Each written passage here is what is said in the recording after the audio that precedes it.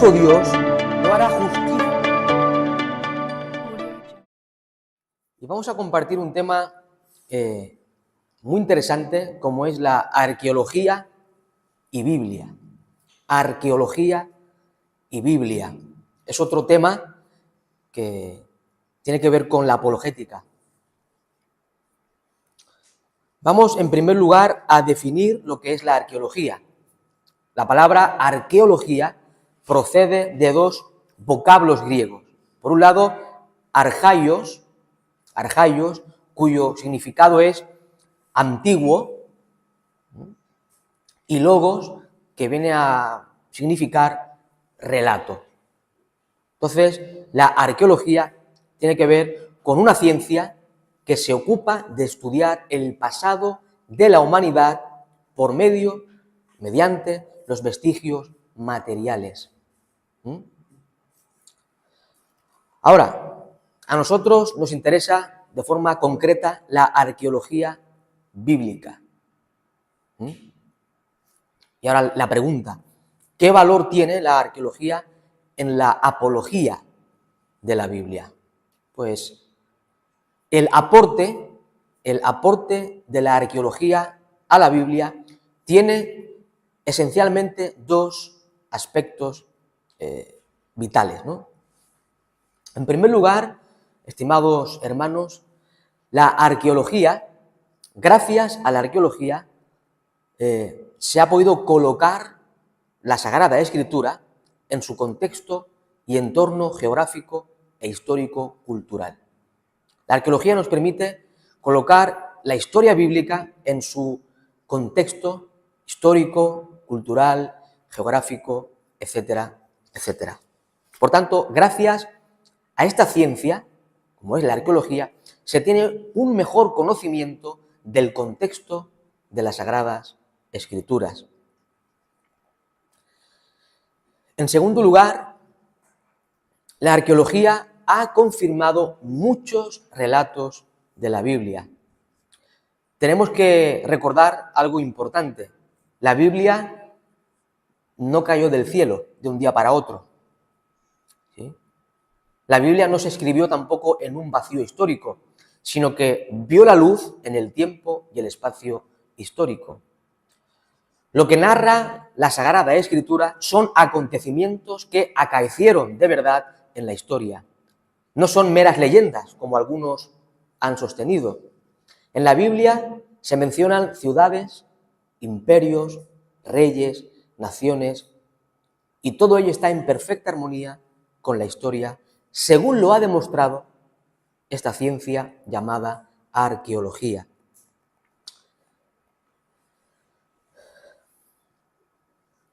Cuando llega el siglo XVIII,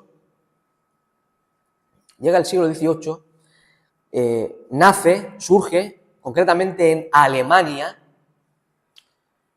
una disciplina que se conoce como la alta crítica. Hay que diferenciar de la alta crítica y de la crítica textual o baja crítica. Está la alta crítica y la baja crítica. La baja crítica es buenísima para el estudioso de la teología y de la Biblia. La baja crítica se ocupa de lo siguiente.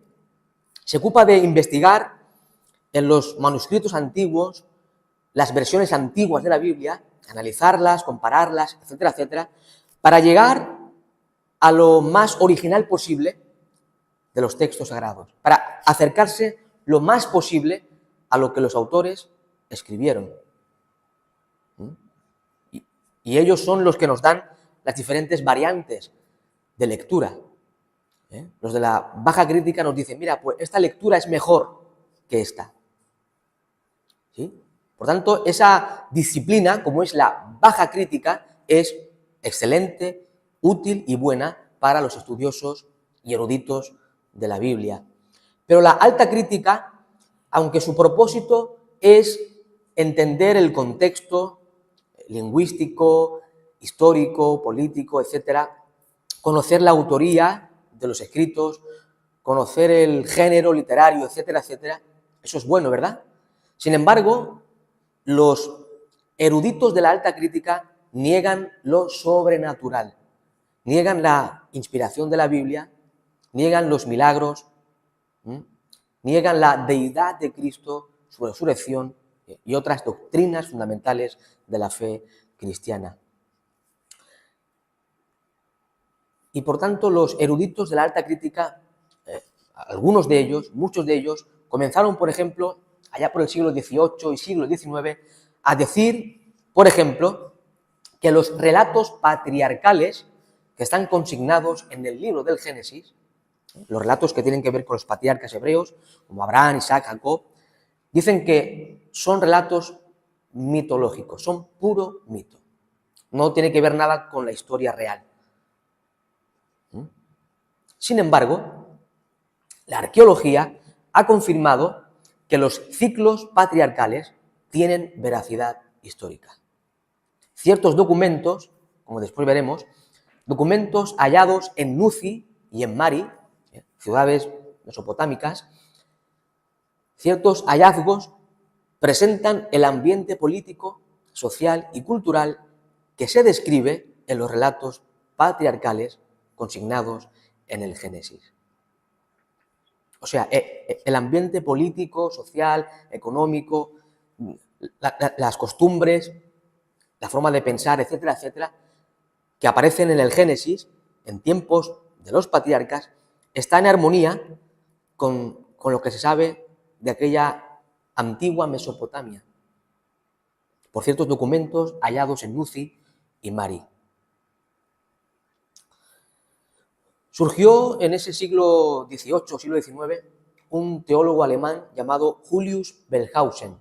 Julius Wellhausen. Este negó la autoría mosaica del Pentateuco.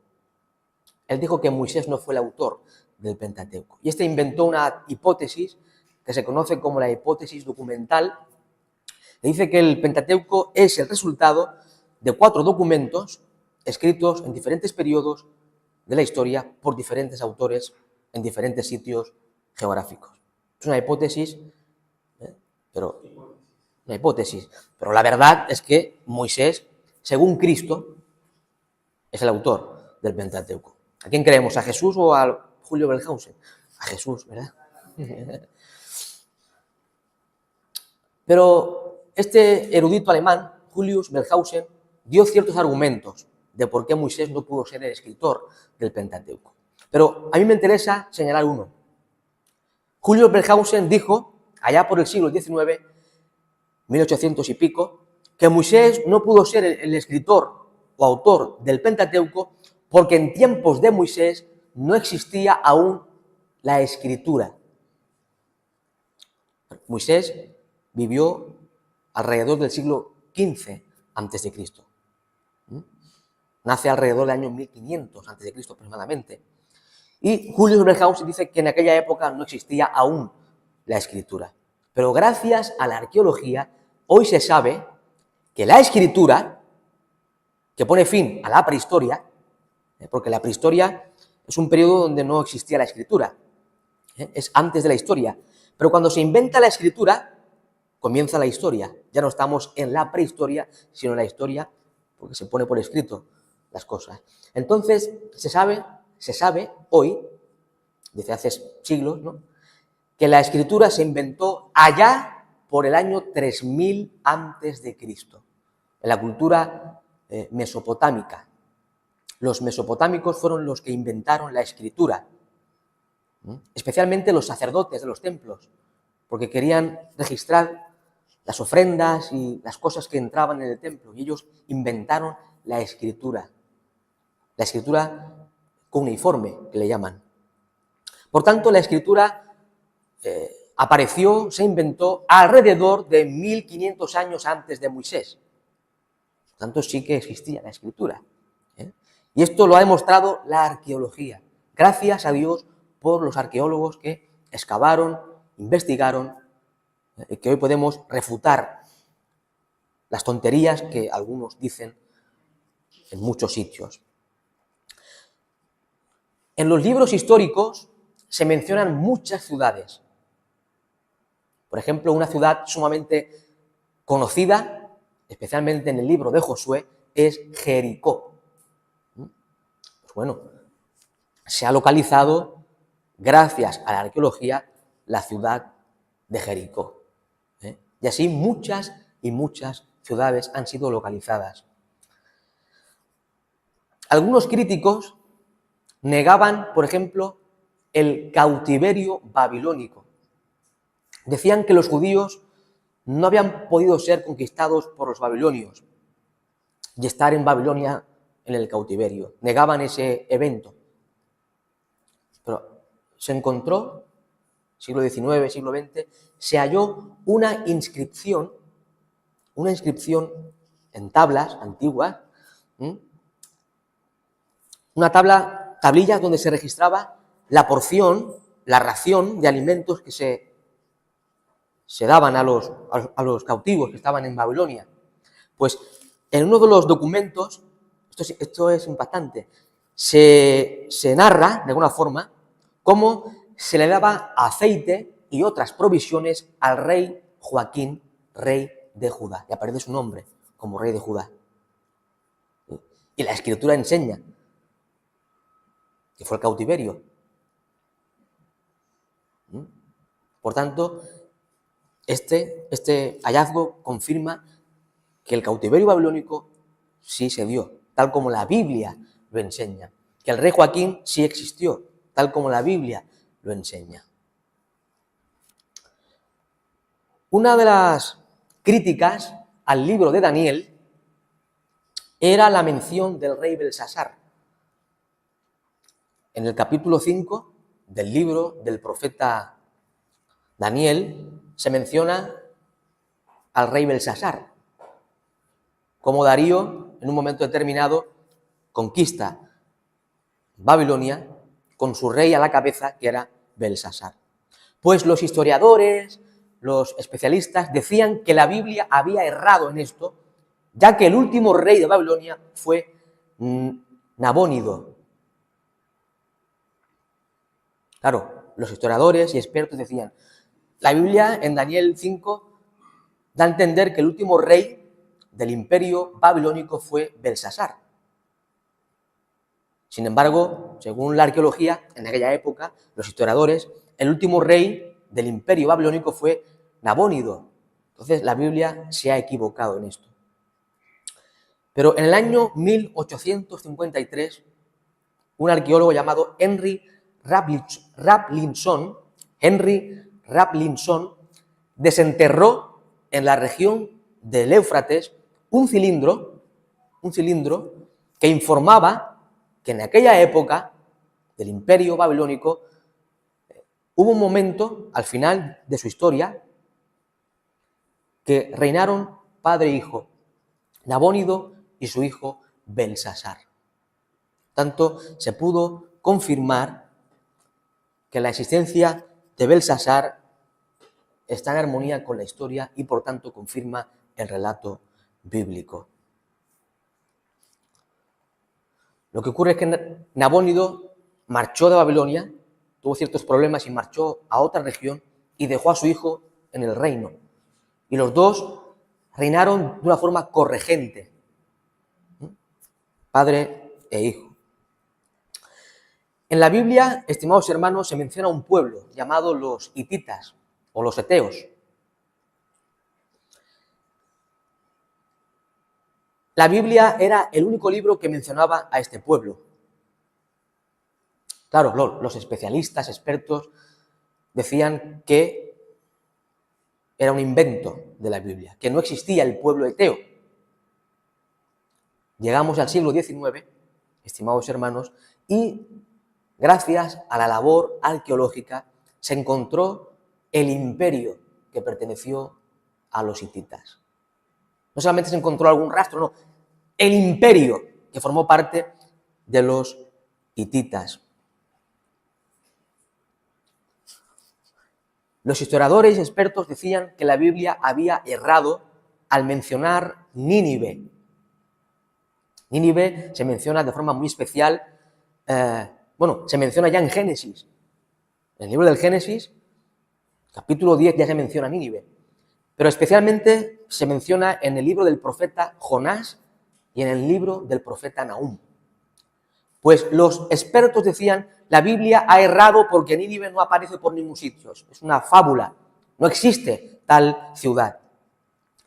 Llega el año 1800 y pico, siglo XIX, y se halló la ciudad de Nínive con una gran biblioteca y grandes monumentos pertenecientes a esta ciudad. De hecho, hago un paréntesis, se colocaron en un museo en Mosul, allá por Irak. Estos hallazgos del 1800 y pico, que eran estatuas y monumentos de la antigua Nínive, con una gran biblioteca, con cientos de libros, tablillas cuneiforme, de una gran biblioteca real. Estos hallazgos se llevaron a un museo en Irak llamado, la ciudad era Mosul. Allí estaban. Hace 10 años, así aproximadamente, los yihadistas rompieron todas las estatuas que perteneció a la antigua Nínive. Y creo que hoy en día ya no existe rastro de esa civilización, de esa ciudad. Y es interesante notar que el Señor proclamó por medio de Nahum la destrucción absoluta de Nínive. Y si había algún monumento que quedaba, pues han sido destruidos hace poco, recientemente. Podemos ver que se cumplió en su día, ¿no? En la antigüedad. Pero parece ser como que había un remate hace poco.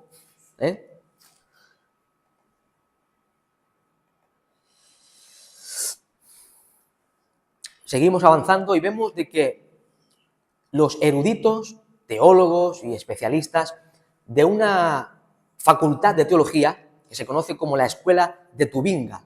Escuela de Tubinga. Es una facultad allá en Alemania. Ellos atacaban la veracidad del Nuevo Testamento. Por ejemplo, el libro de los Hechos de los Apóstoles era fuertemente atacado por estos críticos de esta escuela. Porque decía que el libro de los Hechos no tiene precisión ni histórica ni geográfica, sino que era todo un invento del autor de Hechos. Hubo un erudito inglés llamado Sir William Ramsay,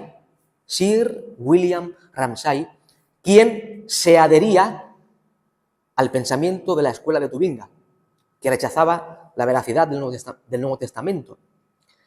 Y él quiso analizar la geografía de Asia y de otros pueblos que se mencionan en Hechos para demostrar, notar esto que interesante, que Hechos de los Apóstoles era una fábula. Y el hombre fue a investigar en la arqueología los sitios que mencionaba Hechos de los Apóstoles para decir, mira qué falsedad lo que se presenta en Hechos. Bueno, pasó todo lo contrario. El hombre quedó fuertemente impactado al ver la tremenda precisión del relato bíblico en términos históricos y geográficos. Fue a atacar la Biblia y salió creyendo en la Biblia. De hecho, llegó a abandonar su postura y a reconocer la veracidad y precisión del libro de los Hechos de los Apóstoles. Hermanos, la arqueología ha confirmado la veracidad de las narraciones bíblicas, de los viajes misioneros del apóstol Pablo. Las ciudades que Pablo visitó y recorrió han sido halladas por los arqueólogos. Ciertas inscripciones confirman los títulos políticos mencionados por Lucas en Hechos de los Apóstoles. Por ejemplo, para que se hagan una idea, Lucas, que es el autor de Hechos, cuando se refiere a los gobernantes de Tesalónica, ¿sí? Cuando hace mención a los gobernantes de la ciudad de Tesalónica, Lucas, en el griego, utiliza la palabra politarcas. Se dirige a estos gobernantes como politarcas. Y los críticos decían, Lucas ha errado porque no se llamaban politarcas en aquella época. ¿Sí? Entonces es un error. Entonces la arqueología ha hallado varias inscripciones donde se confirma que en aquella época a los líderes gobernantes de Tesalónica se les llamaba precisamente politarcas. Lucas, en Hechos de los Apóstoles, capítulo 18, versículo 12, identifica a Galión como procónsul de Acaya. Dice Hechos de los Apóstoles 18, 12 lo siguiente: pero siendo Galión procónsul de Acaya, etcétera, etcétera. Pues los críticos decían que esto era mentira. ¿Cómo iba a identificar a un tal Galión como procónsul? Que no coincidía con ese título ni con ese ministerio político, ¿no? Pero, estimados hermanos, se halló una inscripción donde se refería a Galión como procónsul, tal como la Biblia lo mencionaba. Esta inscripción que se halló data del año 53 después de Cristo, lo cual confirma el relato bíblico y además nos ayuda a establecer la fecha con más precisión de algunos de los viajes del apóstol San Pablo. El ministerio de San Pablo en Corinto ha sido iluminado, ha sido confirmado por la arqueología. Se ha encontrado, por ejemplo, el Bema, una plataforma para juzgar, en donde Pablo fue juzgado, en Hechos de los Apóstoles, en Corinto. En esta región de Corinto, además, algo muy interesante, se halló una inscripción donde se menciona a un tal Erasto. Oigan esto, hermanos, que es interesante. En Corinto, gracias a la labor arqueológica, se halló una inscripción donde se menciona a un tal Erasto como un cargo importante en la ciudad de Corinto. Pablo tenía un amigo en Corinto llamado Erasto, que era tesorero de la ciudad de Corinto. Después veremos la inscripción en la pantalla. El apóstol Pablo, en su tercer viaje misionero, estuvo alrededor de 3 años en Éfeso, predicando la palabra de Dios. Los arqueólogos han hallado las ruinas de esta antigua ciudad. Hoy pueden visitar la ciudad de Éfeso en tiempos de Pablo. Incluso se han hallado las ruinas del templo de Diana, algo que aparece en Hechos de los Apóstoles, capítulo 19, el templo de Diana. Hermanos, en el siglo XX también se halló una inscripción en donde se prohibía el paso a los gentiles en el templo. Algo que está en armonía con algunos pasajes de Hechos de los Apóstoles. Los gentiles no podían pasar dentro del templo. Estaba bajo pena de muerte. Y eso se halló en una inscripción donde daba a entender que se prohíbe el paso a los gentiles bajo pena de muerte. Y eso está en consonancia con algunos episodios narrados en el Nuevo Testamento. Ahora sí, vamos a ver algunas inscripciones. Lo que vamos a ver ahora son fotografías de hallazgos reales, no son... Quiero mencionar en primer lugar la inscripción de Ezequías. Inscripción de Ezequías. Ahí tenemos, esto es, como yo digo, es palpable, no es solamente de fe. Es cierto que creemos en la Biblia por fe, pero es que hay evidencias científicas palpables. Esto se conoce en términos arqueológicos como la inscripción de Ezequías. Está escrito en hebreo antiguo, la inscripción. Según los expertos, data del siglo VIII a.C. y en él, en este hallazgo, se expresa los acabados del túnel construido por el rey Ezequías. Si usted va a la Escritura, en el segundo libro de los Reyes, va a encontrar que en un momento determinado el rey Ezequías construyó un túnel. Esto está en la Biblia, esto no me lo estoy inventando. Pues en esta inscripción, que según los especialistas arqueólogos data del siglo VIII, y concuerda con la época del rey Ezequías, se está tratando acerca de los acabados de ese túnel construido por el rey Ezequías. Esta inscripción confirma el relato bíblico. En segundo lugar, tenemos el fragmento de las cartas de Amarna. Fragmentos de las cartas de Amarna. Ahí tienen un fragmento de esas famosas cartas de Amarna. En estas cartas, que datan del siglo XIII a.C., esto data del siglo XIII a.C., según los arqueólogos y especialistas.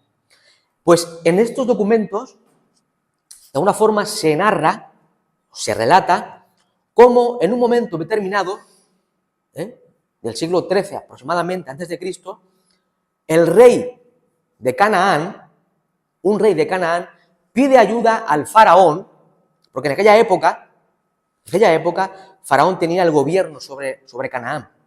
Canaán estaba bajo la autoridad y el gobierno del faraón. ¿Sí? Por tanto, se narra en estas cartas de Amarna cómo en un momento determinado, en esa época, uno de los reyes de Canaán pide ayuda a Faraón porque su territorio está siendo invadido por los abirú. Los abirú. Los abirú estaban conquistando Canaán y el rey de Canaán pide ayuda a Faraón, como diciendo, me están invadiendo, pido ayuda. Y muchos de los especialistas creen que los abirú es una referencia a los hebreos. Por tanto, es muy probable que los abirú sean los hebreos. De hecho, concuerdan con la fecha. Siglo XIII aproximadamente antes de Cristo es más o menos la fecha de la conquista, del éxodo, de todos esos eventos. Tenemos también el papiro Ipúber. Papiro Ipúber. Esto es muy interesante también. A ver si se proyecta. Papiro Ipúber o Leiden.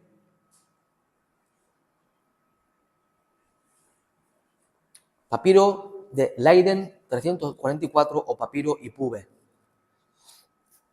Este es un antiguo documento egipcio, es egipcio el documento, antiguo, que curiosamente relata unos acontecimientos idénticos, hermanos, idénticos a lo narrado en el libro del Éxodo con respecto a las plagas que Dios envió sobre ese pueblo.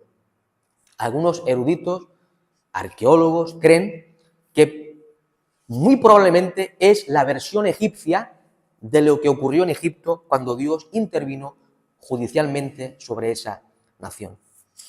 Si comparas lo que aquí se narra con el texto del libro del Éxodo, es idéntico, las mismas plagas. Y algunos eruditos y arqueólogos concuerdan que es la versión egipcia de lo que narra el texto sagrado. Tenemos también una de las ciudades que aparecen en tiempos de Salomón, como es Megido. Megido.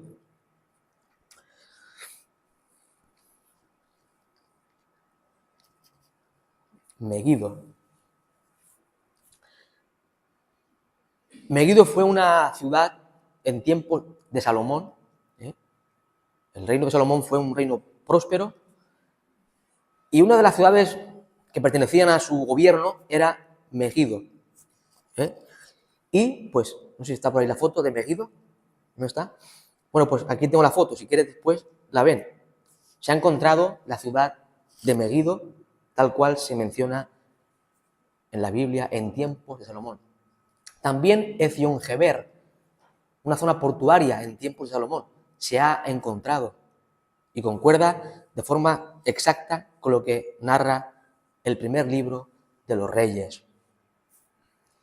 Encontramos también lo que les decía antes, la inscripción de Erasto. Inscripción de Erasto. Os invito a un texto en la Biblia, en la carta de San Pablo a los Romanos, capítulo 16, versículo 23. Inscripción de Erasto.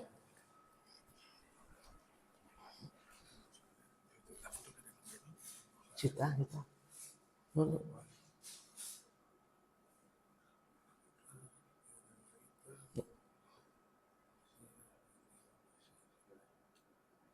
Hostia, no está. Me la parece que la tengo yo ahí. Claro. Romanos capítulo 16, versículo 23. Dice así. Os saluda Gallo, hospedador mío, y de toda la iglesia. Os saluda Erasto, tesorero de la ciudad, y el hermano Cuarto. Pablo, cuando escribe Romanos, él está en Corinto. ¿Sí? Por tanto, Erasto era un hombre que tenía un cargo importante en la ciudad de Corinto, era el tesorero. Y, curiosamente, lástima que no esté en el proyector, lo tengo aquí, lo pueden ver, se halló una inscripción en griego, precisamente en Corinto, donde se habla de un tal Erasto, quien tenía un cargo importante en Corinto. ¿Sí? Entonces, la mayoría de expertos creen que es el mismo Erasto que menciona San Pablo. De hecho, el tesorero, según Romanos 16, era Erasto y era tesorero en Corinto. Este hallazgo se ha hallado en Corinto y se habla de un tal Erasto que tenía un cargo importante. Entonces, sin duda, es la misma persona. Tenemos también los fragmentos de las tablillas de Nuzi. Fragmento de las tablillas de Nuzi. Ahí tienen un fragmento de esta tablilla. Este documento, estimados hermanos, que nosotros no sabemos leer, ni mucho menos, y nunca sabremos, nunca. Cuando estemos en el cielo, quizás, seguro que podremos leerlo. Ahora no. Este documento confirma la veracidad histórica de los patriarcas hebreos. Hemos dicho antes, al principio, que los críticos decían que los patriarcas eran mitos, no eran personajes históricos que vivieron en aquella época. Pero en estos documentos se enseña, de alguna forma, que lo que narra Génesis en tiempos de los patriarcas, segundo milenio antes de Cristo, el aspecto político, social, económico, religioso, el aspecto de costumbre, etcétera, etcétera, está en armonía con lo que se sabe del segundo milenio antes de Cristo en el contexto de Mesopotamia y con lo que narra Génesis con respecto a los patriarcas. O sea, el ambiente, las costumbres y todo lo demás que aparece en los patriarcas, esto lo ha confirmado en su contexto. Por tanto, no fueron mitos, no son leyendas. Esto nos enseña que los patriarcas fueron personajes históricos que sí vivieron, que sí existieron alrededor del año 2000 antes de Cristo. Esto lo encontró un arqueólogo italiano llamado Edvard Chiera. Edvard Chiera, arqueólogo italiano, fue el que halló las tablas de Nuzi. Y os voy a poner un par de ejemplos. Cuando vamos al libro del Génesis, encontramos que en un momento determinado, Abraham le dice al Señor que como no tiene prole, al final le va a heredar su mayordomo. ¿Sí? Claro. Estas tablas enseñan que cuando en aquella época un hombre no tenía hijos, le heredaba el mayordomo. ¿Sí? Por tanto, forma parte de la costumbre de aquella época. Otro dato. Cuando Abraham, en un momento determinado, pues vemos que no tiene hijos con su esposa Sara, Sara le dice que se llegue a Agar para tener hijos. Bueno, este documento, aunque no sepamos leerlo, nos enseña que en aquella época, cuando un hombre tenía a su mujer y no le daba prole, podía llegarse a su esclava para tener hijos. Y así hay muchos episodios narrados en los ciclos patriarcales que están en armonía con lo que nos enseña la arqueología mediante estas tablillas. tenemos también el prisma de Sennacherib. Prisma de Sennacherib.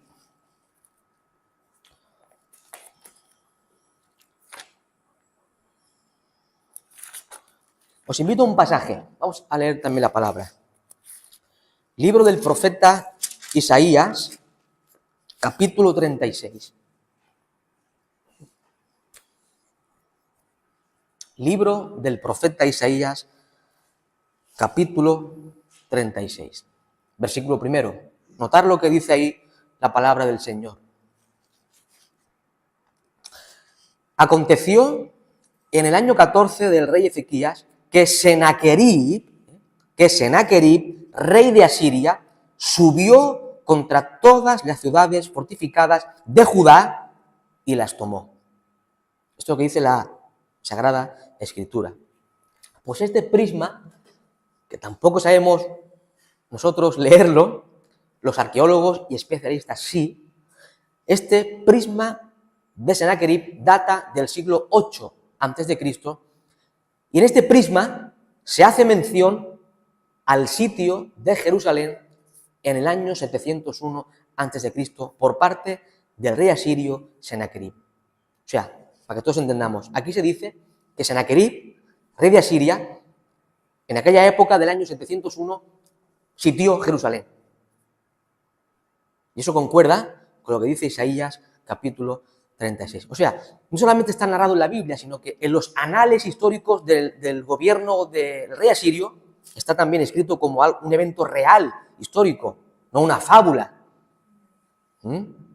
Esto confirma una vez más la Escritura. También tenemos el cilindro de Ciro. Cilindro de Ciro.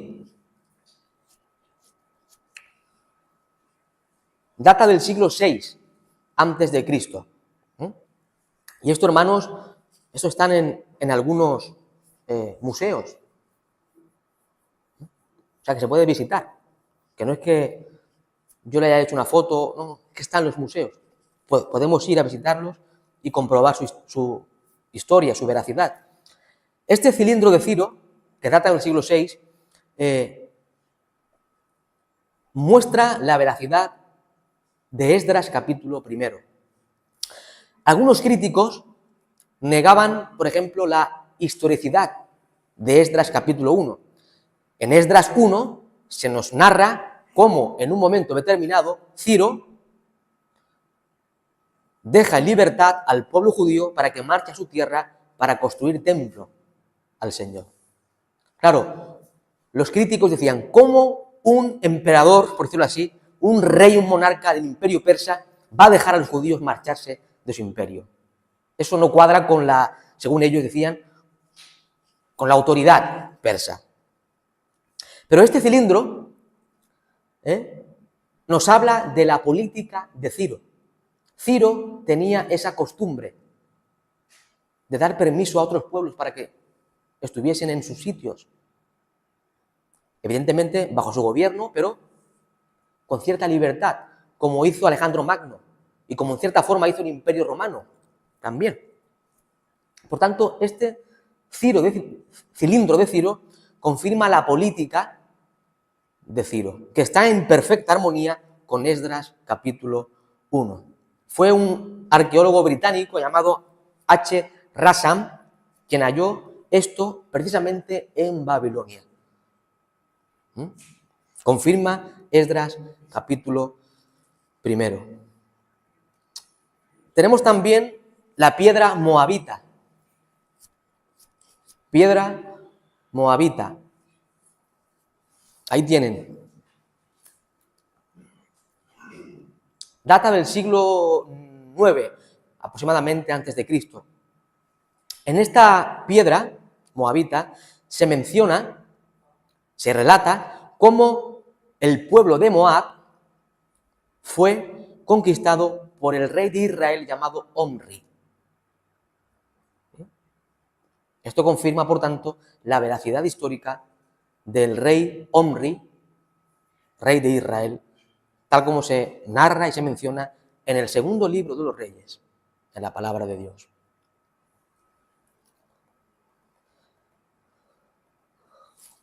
Tenemos también el obelisco negro de Salmanasar III. Obelisco negro de Salmanasar III. Este obelisco data del siglo IX, también antes de Cristo, y fue erigido en época del Imperio Asirio. En este obelisco, que no llegamos a identificar, se presenta como el rey Jehú, rey de Israel, según el segundo libro de los Reyes, se presenta a Jehú, rey de Israel, dando tributo al rey de Asiria. Y esto está en consonancia, en armonía con el relato bíblico. Fue un tal A. H. Layor, un arqueólogo británico, quien encontró este obelisco negro de Salmanasar. Tenemos también la estela de Tel Dan. Estela de Tel Dan. Data del siglo IX. No está tampoco ahí, ¿no? Qué extraño.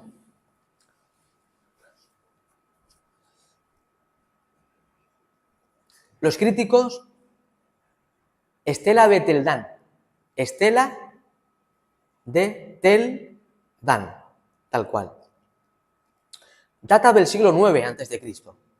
Aquí tengo la imagen. No está allí, pero aquí la tengo. Si queréis después verla. Los críticos también, algunos decían que el rey David no era un personaje histórico, que no existió. Pues este hallazgo, estela de Tel Dan, confirma la veracidad histórica del rey David. De hecho, en este hallazgo se menciona la casa de David. La casa de David. Y data del siglo IX antes de Cristo. David vivió alrededor del siglo X antes de Cristo. Es de la época contemporánea, cerca de David. Y se menciona en ese fragmento la casa de David. Tenemos también el estanque de Siloé, muy conocido en la historia narrada en los evangelios, especialmente en el Evangelio según San Juan, capítulo 9. El estanque de Siloé. La Biblia menciona este estanque. Pues no está la foto tampoco, ¿no? Qué lástima que no estén las fotos. Pues la arqueología ha confirmado la existencia de este estanque tal como la Biblia lo narra. No está aquí, pero usted puede poner en Google estanque de Siloé y aparece tal cual. De hecho, nuestra hermana Loli, si Dios quiere, se va en breve a Jerusalén y ya lo ha visto, dice, porque estuvo hace tiempo. Lo ha visto. O sea, tenemos también aquí un testigo presencial. ¿Ya? También, ¿no? Nuestra hermana Ana María también ha estado en Jerusalén, también lo puede corroborar, ella lo ha visto. Y Loli se va otra vez y lo va a ver otra vez. O sea que, tómale fotos, Loli, ¿vale? Y la pondremos aquí otra vez.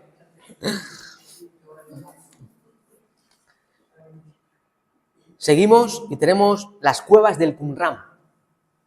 Este es un hallazgo, a mí es el que más me impacta en lo personal. Cada cual tendrá su figura favorita.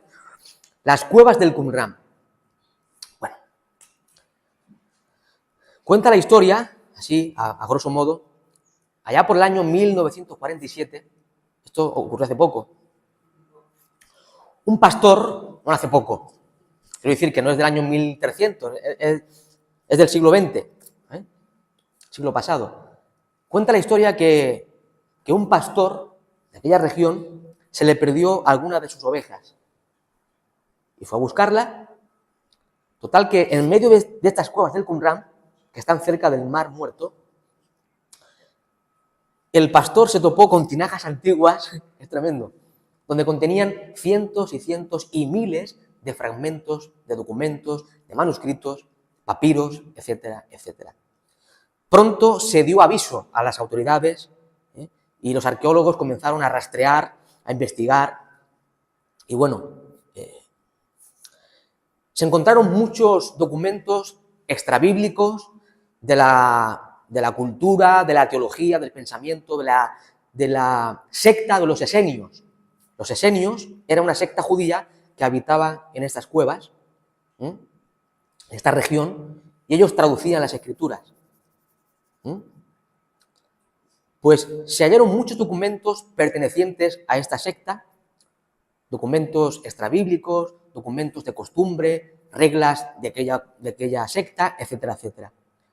Pero se encontraron algo asombroso.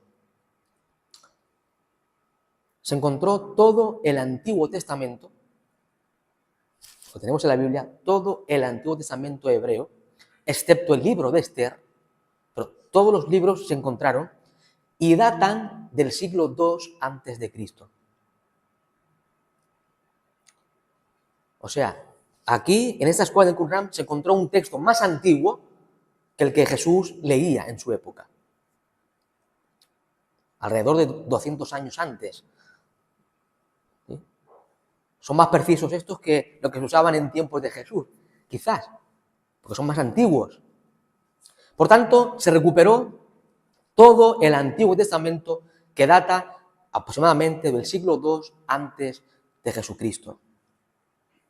Antes de este tremendo hallazgo, el texto más antiguo que se poseía con respecto al Antiguo Testamento era el texto masorético, que data del año 1000 después de Cristo. Ese era el texto más antiguo, la copia más antigua del Antiguo Testamento. Databa del siglo X, de la era cristiana. Sin embargo, gracias a este hallazgo, hoy tenemos un texto del Antiguo Testamento del siglo II antes de Cristo. Y ahora bien, usted compara esos manuscritos con nuestras Biblias y es prácticamente idéntico. Es idéntico. No sé si esto le dice algo a usted. Dios ha preservado su palabra a través de los siglos de la historia para que hoy tengamos su palabra y podamos conocer al único Dios vivo y verdadero. Fijaos, este era el estanque de Siloé que hemos mencionado antes. O sea que no es una pantomima, no es un invento, está en la Escritura y está en la tierra de Jerusalén, en la tierra de Israel. Lo pueden visitar, lo pueden ver.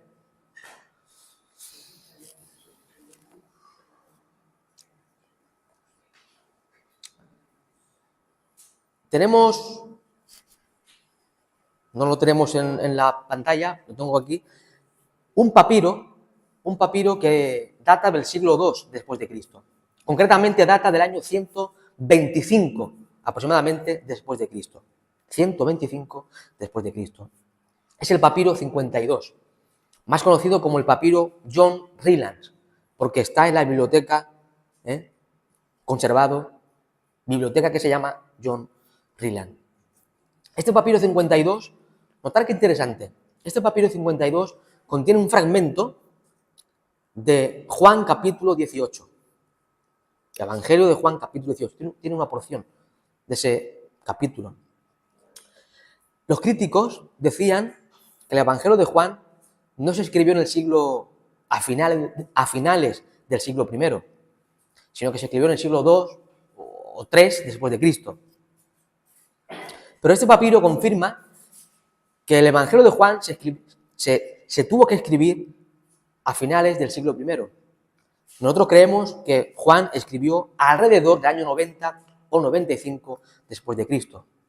Pues tenemos el papiro John Rylands, que data del 120 después de Cristo, o sea, 20 o 30 años después de que Juan escribiese. Estamos hablando de unos 30 años de distancia, muy cerca del original de Juan. Y usted lo compara y es idéntico. Hermanos, en todos estos hallazgos arqueológicos se puede observar que la Biblia no es una leyenda, como algunos eruditos decimonónicos creían, sino que todo lo que narra la Escritura está en armonía, en perfecta armonía con la historia. La arqueología no solo nos arroja luz para entender bien el contexto histórico y cultural de la Biblia, sino que también confirma la veracidad histórica de la Biblia. Y para terminar quisiera decir también un par de cosas. Los críticos del siglo XIX y XX negaban que los cananeos, los fenicios y otras culturas sacrificasen a los niños, a Moloch. Decían que esta práctica no era real. Bueno, pues la arqueología ha demostrado que esta práctica religiosa de algunos pueblos de sacrificar los niños a Moloch era parte de la costumbre y religiosidad de los cananeos y fenicios en el mundo antiguo. Y en último lugar, quiero señalar algo interesante. En el año 1873 se hallaron ciertas cuevas, cuevas de entierro, donde se enterraban a las personas, en Betania. Betania, una ciudad, una región que aparece en los evangelios. De hecho, Jesús tenía amigos y frecuentaba esa ciudad de Betania. Pues en unas cuevas de Betania se hallaron entierros, cuevas de entierro, donde aparecen los nombres antiguos Marta, María y Eleazar. Eleazar es el mismo nombre que Lázaro, es lo mismo. Entonces, los especialistas creen que muy probablemente sean los tres personajes que aparecen en el texto bíblico. Qué casualidad, ¿no? Que sea en Betania y que sean los tres nombres que aparecen en la Biblia. Marta, María y Eleazar, que Eleazar es el nombre Lázaro. Pasa lo mismo como Jacobo y Santiago. Es lo mismo. Pero en el caso de que no fuesen ellos, sí que vemos que la onomástica, los nombres, la onomástica, está en armonía con la Escritura. Al igual que los nombres de Abraham, Isaac, Jacob y otros, estaban también en perfecta armonía con la onomástica. Los nombres de aquella cultura antigua estaban en consonancia, al igual que estos nombres están en consonancia con los nombres del tiempo de Cristo. Y hemos mencionado solamente algunos aspectos de la arqueología bíblica. Hay mucho más, ¿sí? Pero creo que hasta aquí hemos podido ver algunas cosas interesantes. Y hermanos, a mí sinceramente me impacta este tema y el tema anterior que hemos compartido. Y esto me hace rendirme a los pies del Señor y predicar y proclamar que tenemos la palabra de Dios. Señor, gracias